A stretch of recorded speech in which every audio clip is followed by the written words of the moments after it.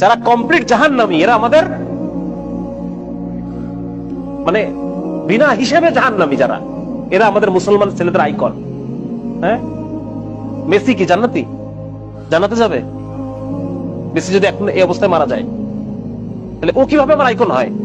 আমি ওর নামের লেখা টি শার্ট পরে কিভাবে ঘুরি? তার প্রতি আমার ভালোবাসা কিভাবে জন্মায়? কিভাবে জন্মায়? আমি তো মুসলমানের সন্তান। আমার আইডল হওয়ার কথা ছিল মুহাম্মদুর রাসূলুল্লাহ সাল্লাল্লাহু আলাইহি ওয়াসাল্লাম। আমার আইডল হওয়ার কথা ছিল আবু বকর, ওমর, খালিদ ইবনে ওয়ালিদ, মুহাম্মদ বিন কাসিম, হ্যাঁ, মাহমুদ গজনবী, এরা আমাদের আইডল হওয়ার কথা ছিল। আজকে আমাদের আইডল কারা? যারা বিনা হিসেবে জাহান্নামী। আমি কি মুসলমানের সন্তান না? আমি পড়ি নাই কালেমা লা ইলাহা ইল্লাল্লাহ মুহাম্মাদুর রাসূলুল্লাহ?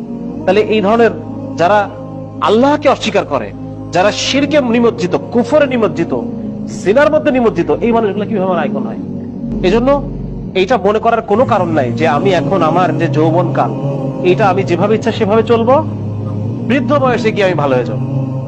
এটা যদি আমি মনে করি, আমি অনেক বড় ভুল করলাম। আমাকে এই দুনিয়া থেকে যে কোনো সময় চলে যাওয়া লাগবে। আমি যে কোনো সময় এই দুনিয়া থেকে যে কোনো সময় চলে যাবো। আর এখন মৃত্যু হওয়া মানে এখনই আমার আখেরাত শুরু হয়ে গেছে। বুঝা গেছে? এখনই আমার কবর, হাসর, মিজান, আমার আখেরাত শুরু হয়ে গেছে।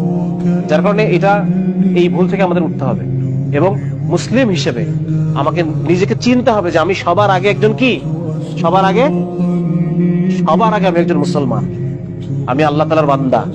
আর বান্দা মানে আমাকে আল্লাহ তাআলার প্রত্যেকটা হুকুম ফুলফিল করতে হবে, আল্লাহর আদেশগুলো আমার মানতে হবে।